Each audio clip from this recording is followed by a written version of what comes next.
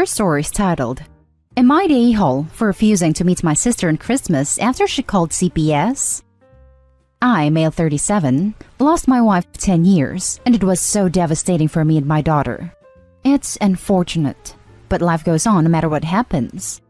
My family knows how much I struggle as a single dad, and my sister doesn't really get it. She had issues with my late wife in the past, but now started helping with my daughter. She redecorated my daughter's room without my consent. She'd insist I let my daughter go spend days at her house, but my daughter isn't comfortable at her home. She then started calling my daughter with another name, and I'm still trying to understand her logic behind this. I told her to stop doing those things and to be respectful and supportive, and she defended herself saying I'm lashing out of grief. I recently started teaching my daughter to do stuff on her own, like brush her hair, /clean her room, /wash her cups, /make sandwiches while I take care of bigger stuff. My sister said that what I'm doing is wrong, that I'm giving her more than she can handle. She's just a kid, and although I told her I'm teaching my daughter to be more independent, she said that I'm clearly doing this for my own benefits and avoiding responsibility. I got into a fight with her about it, told her she has zero say in this. And the next day, a CPS officer came to my house and took a tour around the house. My first thought was, maybe he got the wrong house, until he started reading the report to me saying that I'm never home, and that I make my daughter do things that aren't her responsibility, neglecting her education. By the way, she's homeschooled, and I'm not taking care of basic hygiene and whatnot. I told the officer my story and explained that I'm adapting as a single parent, and he proceeded to ask my daughter some questions. It was clearly a false report.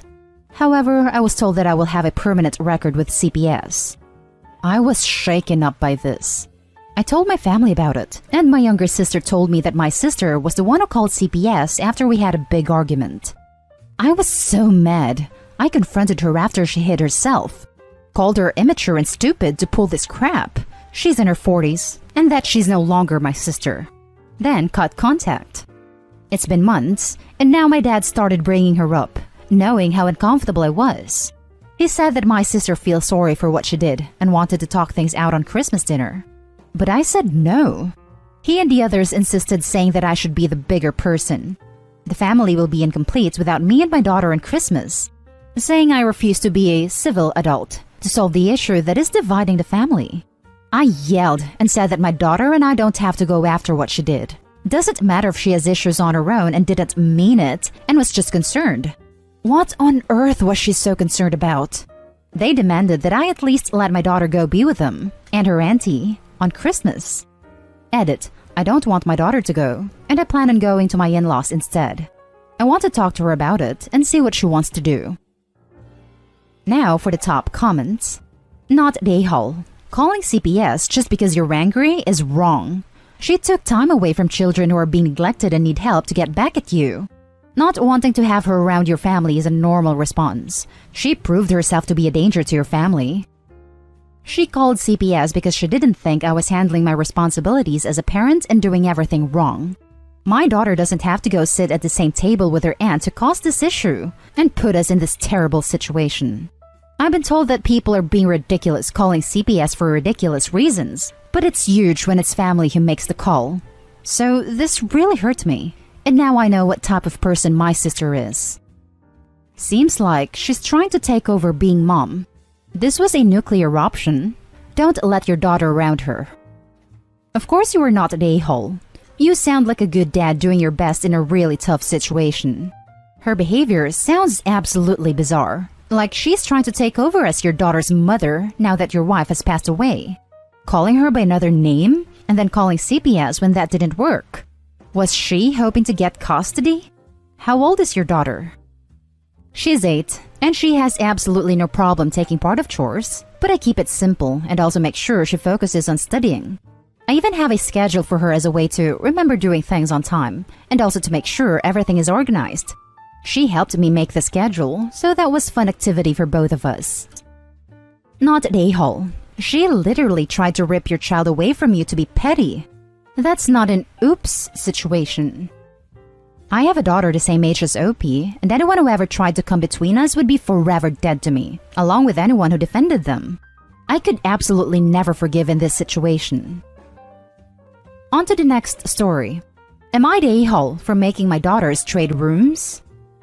I have 3 daughters, Amelia, 18, Paige, 16, and Grace, 14. The way our house is laid out is the second floor has 3 bedrooms and the bottom floor has 1. The master, Amelia's room, and Grace's room are all on the second floor. Then Paige's bedroom is on the first floor. When we moved into the house, the girls were 8, 6, and 4, and my husband and I weren't comfortable with having any of the girls on the first floor where we can see or hear them.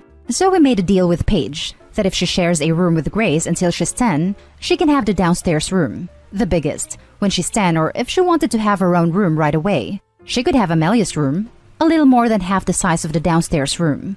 And then Amelia would get the downstairs room when she turns 10. Paige chose to share a room with Grace and get the big room at 10.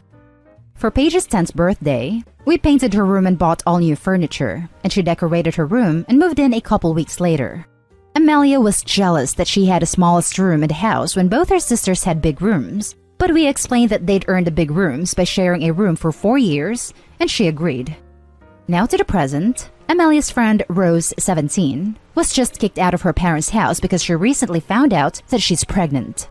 We let her stay with us and she stayed in Amelia's room with Amelia. The girls started complaining that their room is too small for 2 people, and Amelia asked for either Grace's room or Paige's room. I decided to give them Paige's room because it has more privacy and a bigger closet. When we told Paige that she was moving into Amelia's room because Amelia's room was too small for Amelia and Rose, she threw a temper tantrum. She screamed at us that her stuff won't fit in Amelia's room, and it's not fair that she's losing her room because Rose got pregnant when she's not even family. She packed a bag and went to stay with my sister. The next day, my sister called me and started yelling at me for breaking my deal with Paige and stealing her room. She told me if I really need somewhere for Rose to stay, I need to get my crap out of my garage apartment and give that to the girl, instead of stealing my daughter's bedroom. There is a studio apartment above our garage, but we've used it for storage since we got here. Plus, it doesn't have heating or AC, and I wouldn't want Rose to have to live there. So Reddit, am I the a-hole for stealing my daughter's room? Edit. I wanted to add that Rose isn't a stranger. She's been friends with Amelia since 1st grade. She went on vacations with us. She was at our house more than hers before she got kicked out. She's a 4th daughter to me. You're the a-hole. Plain and simple. Don't make the girl move out of her room because someone who's not family decided to get knocked up. Not only not family, but the friend of the sister that had her own room this whole time. You're the a-hole. The garage apartment is obviously the answer here if you're planning on Rose staying with you for the long term.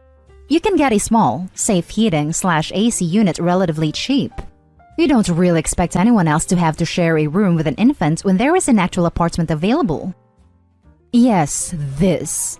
Eventually your oldest daughter Amelia will start complaining about living with a newborn, and then you will have 2 daughters mad at you. It is your house, but she's your middle daughter, and at 16, you could have talked to her first before making a decision for her. Fix the garage, OP. You're the a-hole. Paige is 100% correct. She should not be punished because some random teen got pregnant. The next story is titled, Would I be the a-hole if I don't let my kids' PS5 go over to their dad's house? I am only conflicted on this because I know my kids are much better off here than at their dad's. So, X34 male and I 32 female share 2 kids. Our daughter is 12 and our son is 10. X and I mostly split parenting time. Technically, I get them more because he works out of town every Thursday and Friday, and he can take them for parenting time then, or most weekends because he stays 3 to 4 days most of the time. So X and I don't really co-parent. We parallel parent, which means we each have our own rules and we don't really come together. It has been this way since the divorce. He's remarried and has 3 step-kids, 13, 11, and 10, and a 2-year-old with his wife. His wife isn't actually bad, and I can talk to her easier at times. But my issue with her has always been she expects me to get her kids stuff too, and I think it's a little much. On to the issue. I bought my kids a PS5 for Christmas. It's actually going to be our console since I game too, but it'll be mostly theirs. X knows I have it here for them because he was trying to get one the day I got it. He then says that I should let the kids bring it to their house so it can be shared with his step-kids who desperately want one too. I told him no, because I was buying it for my kids and me, and not for his family. He said I already got them Animal Crossing Switches this year, and that now they're getting a PS5, and it's so much more than they could afford or get for the other kids in their home. I told him I have no obligation to get his household gifts. His wife then says that she knows I got it for my kids, but it would really make her kids Christmas too if they could play with it sometimes. I don't think I need to do it, but maybe I'm being unfair? It just feels like the expectation will then be on me to keep getting stuff for both households and their family, when I'm a single mom and they're a two-parent family, which seems really unfair. Am I the a-hole? Now for the top comments. Not the a-hole. You don't owe their kids or their family anything. You bought the console for you to use as well as your kids. If they want their kids to have a PS5, they should get them a PS5. I know they can be hard to get right now, but it's really not your problem. If your kids took it to their house and it broke, who would be getting a new one? It's just a headache all around. I agree. Who'd get a new one after wear and tear, or if it breaks? It's best to avoid unnecessary drama and strain in relationships. Not the a-hole. That's an expensive, non-portable console that seems like it's doomed to get broken by being transported back and forth and played on by other kids as well. I feel like X would just go, too much effort to move it out of here. We should leave it here so it doesn't get broken. OP, it is yours also. Leave it at your house. Info. Do you honestly think if something happened to it at their dad's house, he would or could pay to fix it? Nope. It would be too bad. So sad. And he would say I took the risk in the first place. The last story is titled, Am I the a-hole for suing to overturn my daughter's adoption? I was in a horrible relationship with a woman I'll call Christy. She was a very toxic person, and at best, a borderline alcoholic. I hate to armchair diagnose, but she is spot on for borderline personality disorder. Constant paranoia about everyone and everything, wild mood swings. I realized I had a problem and needed to cut ties with her to move on and fix myself. And that's when she announced that she was pregnant. She stopped drinking while pregnant, but her behavior didn't really change. If anything, it got worse. I blocked her for a few months after there was a particularly bad incident that made me relapse, but I had every intention of being there for my child and made sure she knew that. When she would have been 8 months pregnant, a mutual friend called me and said she had had a stillbirth. I had no reason to not believe that friend, but I just couldn't risk seeing her again and getting sucked back in, so I texted her condolences and have kept her blocked in every way that I could since. 8 years have passed. I married my wife 2 years ago. We have a child, and I just passed 7 years sober.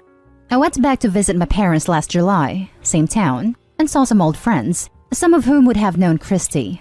One mentioned that Christy's daughter just had her postponed birthday party. Her 8th birthday party. That is, this kid would have had the exact due date as Christy's stillbirth. That is, she had my child. Christy married some guy, had 2 more children, and had him illegally adopt my daughter. I now want to sue her to overturn the adoption because she clearly had someone lie to me, so I wouldn't try fighting for my parental rights.